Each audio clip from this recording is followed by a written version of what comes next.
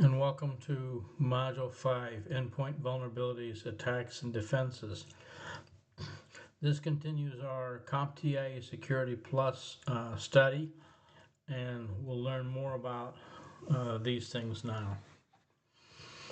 Our objective is to be able to identify the different types of attacks using malware, to describe the attacks based on the application vulnerabilities, and explain the steps of securing endpoint devices. Remember, the endpoint device is the computer, the server, the workstation, or whatever, even the network attached storage. Those are the endpoint devices. So let's start off with malware. Malware is a word that describes software designed to interfere with a computer's normal function and can be used to commit an unwanted and harmful action. One attempt at classifying the different diverse types of malware can be used to examine the primary action that the malware performs, such as kidnap, eavesdrop, masquerade, and launch. Ransomware is malicious software that's designed to extort money from victims in exchange for their endpoint device to be restored to its normal working state. Again, it'd be like, if you remember we'll talk more about a little bit here under locking ransomware, but you remember the WannaCry virus that encrypted your hard drive and you had to pay the ransom? So that's one example of ransomware. Blocking ransomware blocks the users from using the computer in a normal fashion. It infects the computer, manipulates the operating system, and blocks all normal access to that device. Now, that's different than encrypting all the files, which is locking ransomware, so that they can't be opened. So that's what the WannaCry virus did. It basically turned your computer into 10 pounds of scrap metal because you couldn't use it. You turn the computer on and you get a message like this: locking ransomware message here. So unfortunately, the files on this computer have been encrypted using an extremely secure and unbreakable algorithm. This means that the files are now useless unless they are decrypted using that key. Later on, we'll learn, if you took your networking, this is using the public-private key encryption scheme. So they've encrypted it with a one key that then has to be decrypted with another key. And so what they're doing here, you see they're forcing you to purchase a license. That's going to be $300. And then here's the risk factor, the escalation. In 5 days, the price goes up to $600, and after 10 days, $1,000. So you're panicking. You've got to pay that, pay that, pay that. If payment is accepted in Bitcoin only. So that means, you're not going to write them a check or a credit card or wire transfer, because they want to be able to take your money and not get caught. So attackers have also encrypted all the files on a network or storage device that's connected to a device. So the attackers may publicly release that stolen information. Maybe all your letters, your contact information, things like that. Ransomware is considered to be the most serious malware threat for the following reasons. There's really a low barrier to entry. That means anybody can do it. There's pervasive attacks that can be taken place, and it's a high impact. There's another type of malware using what's called eavesdropping. There's two types of this. One's called spyware and keyloggers. The keylogger silently captures and stores each keystroke that a user types on a computer's keyboard. The threat actor then can search for the captured text for any useful information, such as passwords, credit card numbers. So your usernames, passwords to get onto a website, they may steal that. Your credit card numbers, things like that. So those are your keyloggers. Spyware is tracking software that's deployed without the consent or control of the user, and it's usually monitoring something about the user. So here's an example of a hardware keylogger. You can see it looks like another USB device that's put in on the back of the computer between the regular USB cable and the computer itself. Some malware can hide its true intentions. They're masquerading.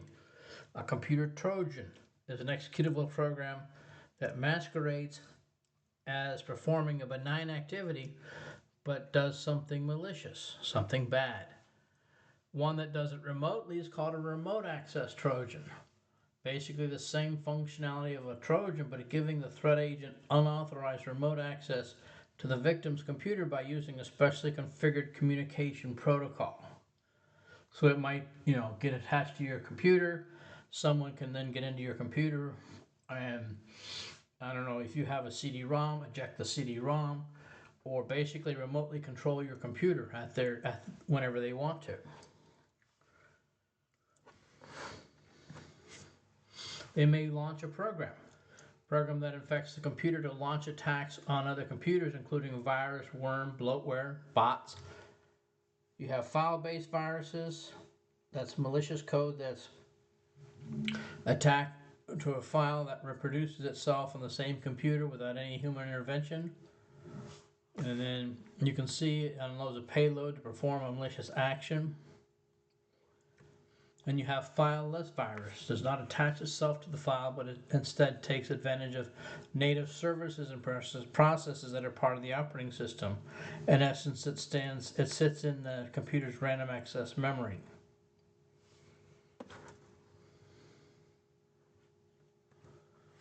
You also have a computer worm, or a worm. It's a malicious program that uses a computer network to replicate, sometimes called a network virus, designed to enter the computer through the network and then take advantage of a vulnerability of an application or operating system in the host computer. Actions that worms have provided including deleting files in the computer or allowing the computer to be remotely controlled by an attacker. I don't know if you remember the I Love You virus. That was one that when you put it on the computer, or if you got infected with it, it would delete certain files, like all of the video or image, image files like JPEG, PNG, or whatever. Bloatware is software that's installed on a device without the user requesting it. It could contain malware, or it could become a platform for other malware to exploit if the bloatware contains a vulnerability. A category of bloatware is software that becomes pre-installed on a new device.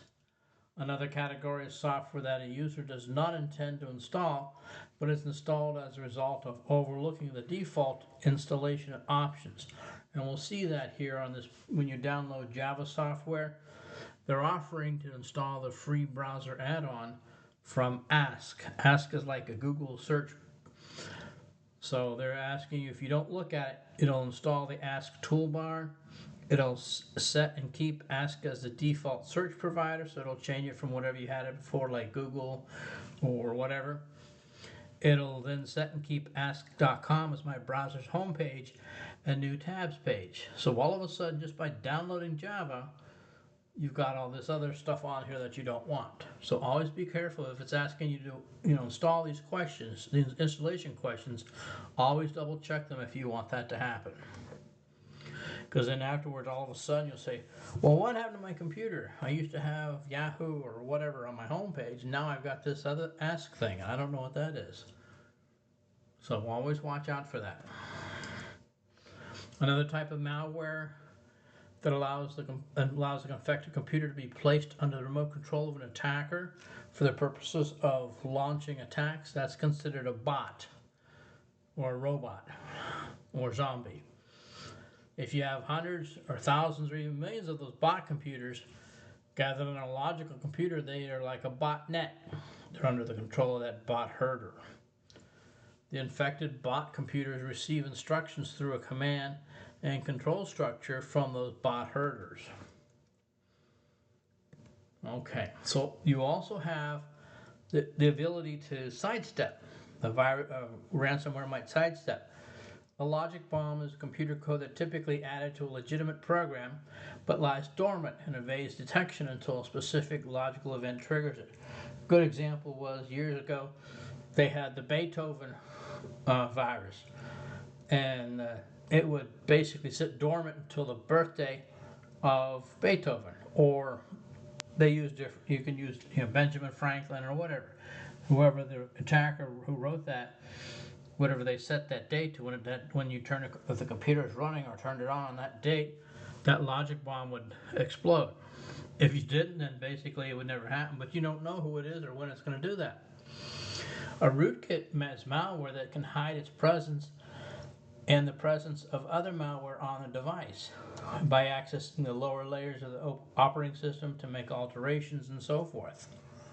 You also have a backdoor that gives access to a computer program or service that circumvents any normal security protections. So here are some indicators of attacks, or IOAs. If you see your computer, you have an account lockout, you see a concurrent session usage, blocked content, impossible travel, resource consumption, resource inaccessibility, out of cycle logging, where the logs don't correspond to the actual events that have occurred, published, documented, or missed logs. You've probably been attacked somehow.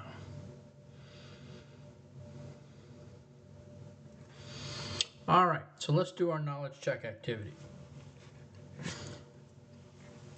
Finn's team leaders just texted him that an employee who's violated company policy by bringing in a file on a USB flash drive has just reported that their computer is infected with locking ransomware. Why would Finn consider this a serious situation? Think about this, because this is very, very, very, very important. Or maybe all 10 fingers, very, very times 10. Just by putting that flash drive in, boom, all of these things happen.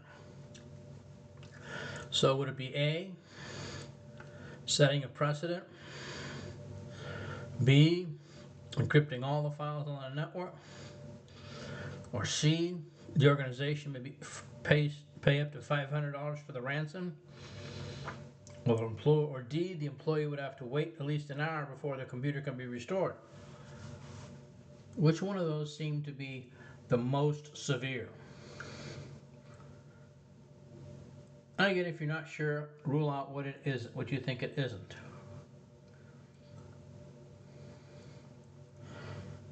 Okay.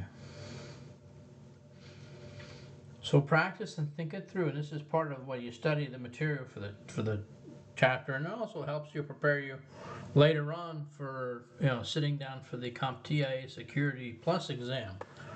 So of all of those that you see here, A, B, C, and D, it's B, that just by inserting that little USB flash drive, that virus or ransomware can encrypt all the files on any network that's connected to that employee's computer.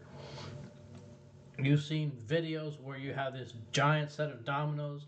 They click one and it just goes all throughout there. That's the same exact way it would work.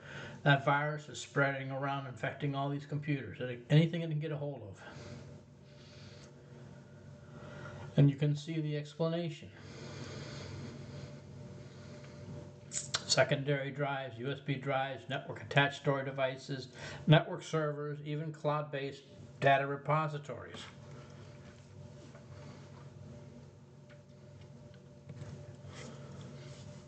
Now you have application vulnerabilities and attacks. Application attacks look for vulnerabilities in the application or manipulate the application in order to compromise it. Application attacks frequently result in what's called privilege escalation, which allows the attacker to gain illicit access or elevated rights or privileges beyond what's entitled for a user. Say, like for instance here, we have user access. Now on your personal computer, you probably would have full access or super user access. But in some cases, you have just user access. And what these programs are trying to do, just like even on your personal computer, you have certain programs that run at a privilege level, like at the operating system. And these programs are trying to get that privilege escalation, which allows them to do beyond what's entitled for a regular user. There are other types of vulnerabilities. One's called a buffer overflow attack, when your process attempts to store data in a RAM beyond the boundaries of a fixed length storage buffer. And when you hear the word buffer overflow, think of like pouring water into a cup, and you keep pouring the water in, and then the cup fills up and the water overflows. So that water that overflows is data that's lost. And so in this case, the data that overflows is overflowing into the adjacent memory locations, thereby messing things up. These attacks are called injections or memory injections, since they introduce something other than what was originally there into the RAM. Some of them are a result of poor coding on the part of the software developers. Because remember, from your coding, C++ does not have bounds on things like when you're using pointers and arrays. You can actually go outside those bounds. So someone with a particular malicious code can write a program that goes outside the normal bounds. Some also can do ones that have improper input handling. They don't filter or validate user input to prevent a malicious action. Another improper handling situation is null pointer object dereference. Remember when you're dereferencing in your C++, you're setting up a pointer, or if you set it to null, or if you dereference a pointer, when an application dereferences a pointer that has a value of null, it typically will cause the program to crash or exit. So a proper coding would put in like a try catch or something that would help prevent that from happening. You can also have a null pointer that results in a race condition. That's where two concurrent threads of the execution access a shared resource simultaneously. It's like a tug of war. Two people fighting for the same seat or same chair. All right. You also have application attacks. You have web-based attacks. Those are a common type of attack. An application directed at programs running on the internet web servers. You have directory traversal attacks. There's a vulnerability so that a user can move from the root directory or other restricted directories. That was one of the things where the I Love You, it would go through from the root, and it would just look for every type of image on a particular computer that it ran on and delete that. So that's directory traversal.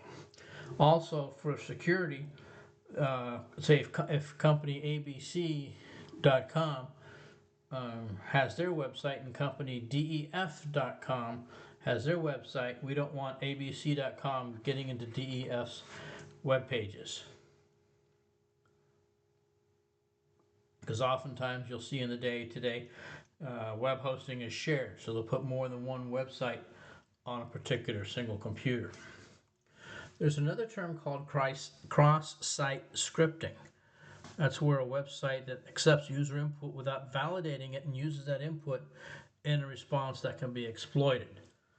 Okay, you'll see here in a minute where one person has a web page and goes to bank A and then goes to website B, and then website B uses the fact that they've authenticated on bank A, and it asks them to transfer money into somebody else's account.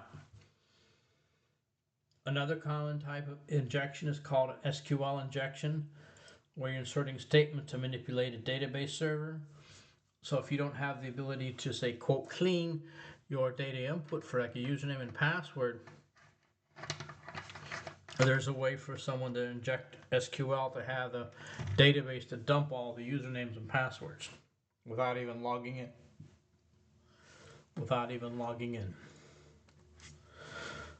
Here's a example of a bookmark page that accepts user input.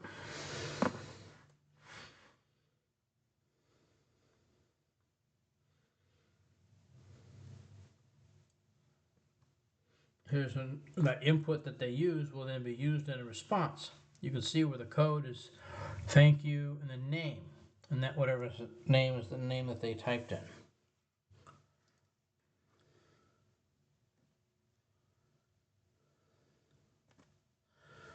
You also have request forgery. That's another type that request that has been fabricated. You have your cross-site request forgery, CSRF. It takes advantage of an authentication token that a web page sends to a user's web browser. And here's an example of that. This is that cross-site request forgery. You have in the bottom left, you have an attacker forges a fund transfer request from Bank A and embeds it into an email hyperlink. Then going up here, the attacker then sends that email to a victim who is logged into Bank A's website. The victim unknowingly clicks on that email hyperlink. The request is sent to Bank A with victim's verified credentials. And then Bank A validates the request with victim's credentials and then sends that funds to the attacker by just simply having the victim click open that link. Then you have server-side request forgery. It exploits how a web server processes external information received from another server. If an attacker can modify the target URL, they can potentially extract sensitive information from the application or inject untrusted input into it.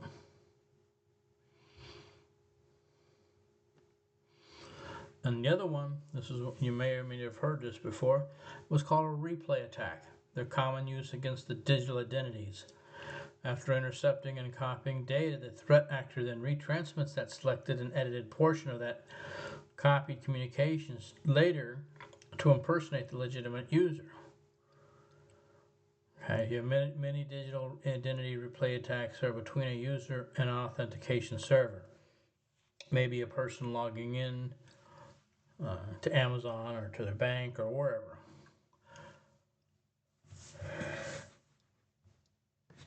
So, which of the following attacks is based on a website accepting user input without sanitizing it?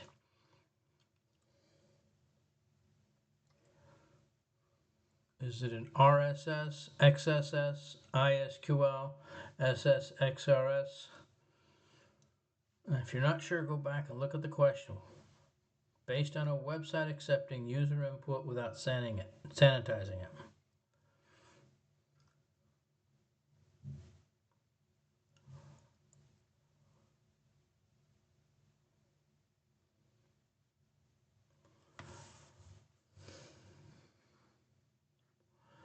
The answer is B, XSS. That's your cross-site scripting. The website accepts a user input without validating, called sanitizing, and uses that input in a response that can be exploited. Remember I talked about on a login page sending a command that will dump all the usernames and passwords.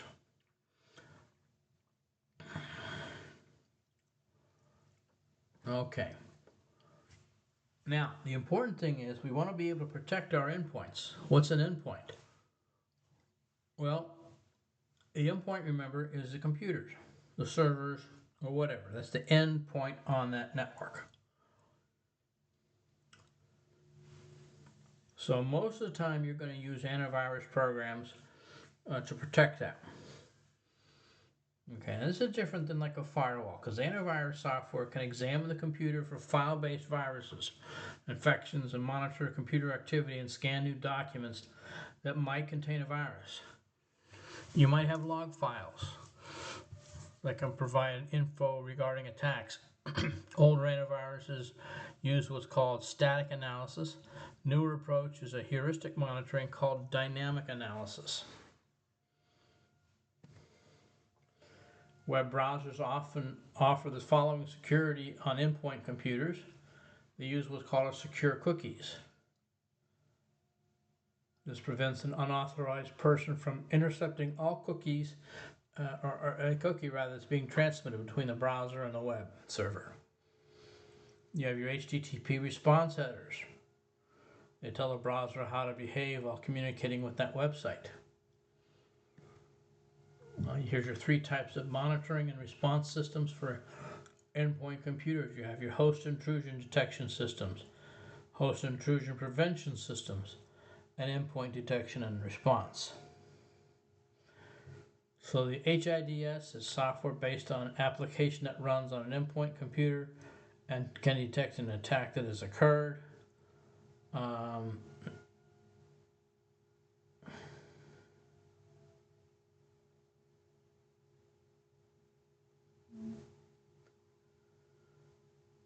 You can see your host intrusion prevention systems. You can see your endpoint detection and response.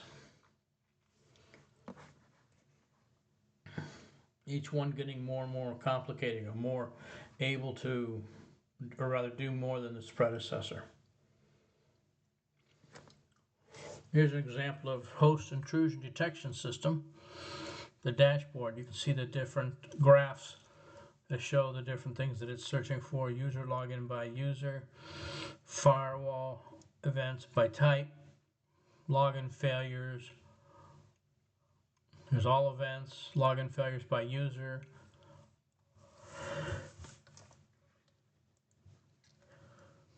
And it's important that you keep aware. Don't just keep it open and not keep your computer on and don't let, or server on, don't let anybody, and not pay attention to what's going on. So your endpoint detection and responses are tools that can aggregate data from multiple endpoint computers to a centralized database so that security professionals can further investigate and gain a better picture of the events. The EDR tools can perform more sophisticated analytics that define patterns and detect anomalies. This can help detect unusual or recognized activities by performing baseline comparisons of normal behavior. And you say hardening endpoints. What does that mean? Are we going to put them in cement? Well, no. We're putting in patch management and operating system protections. Effective patch management involves 2 types of patch management. Tools to administer patches. The first is patch distribution using automated patch management tools. Like you have patch reception in Microsoft Windows 11 can be delayed from 1 to 5 weeks. After that, the updates will resume. Users can set a time range for the computer will restart after the update's been installed, and things like that. Here's an example of a update server. You have the vendor's online update server there at the top. The first update server downloads the patch and puts it onto those first 3 computers, and then also passes the patch to the second server, and that second server puts that to the remaining 3 computers. And it does this automatically.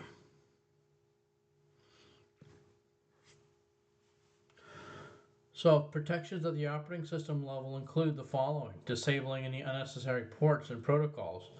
Remember when the computer first shipped out in the old days, computers were set so that, or Microsoft had all the ports turned on.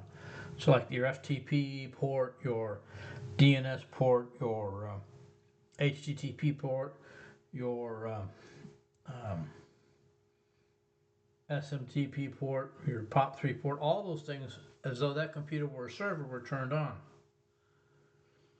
You also should have what's called an application allow list, a list of approved applications to run on the operating system, so that only any item that's not approved will not function. And then for our certain software, you can use what's called the sandbox. It's a container which the application can be run so that it does not impact the underlying operating system. So here's our next knowledge check activity, which is the following is not correct about a secure cookie.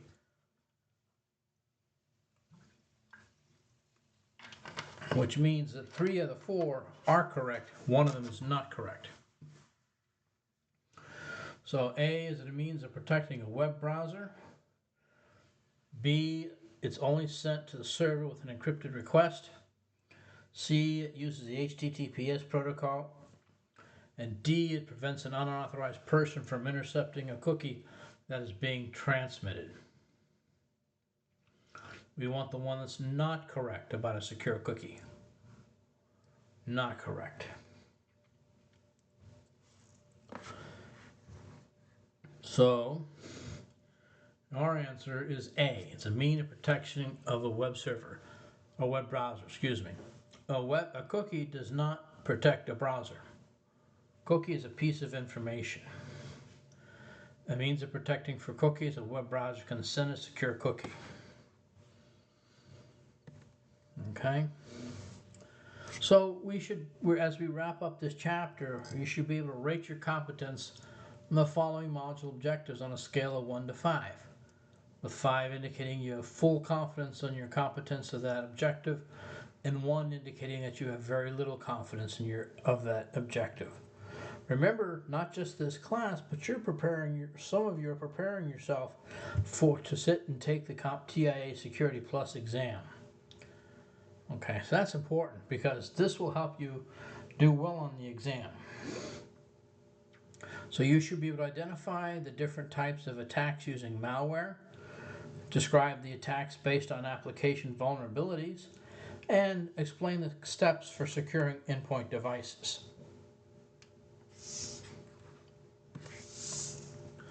Okay, so here's our summary. And that's the end of the chapter. We'll see you in Module 6. Have a great day.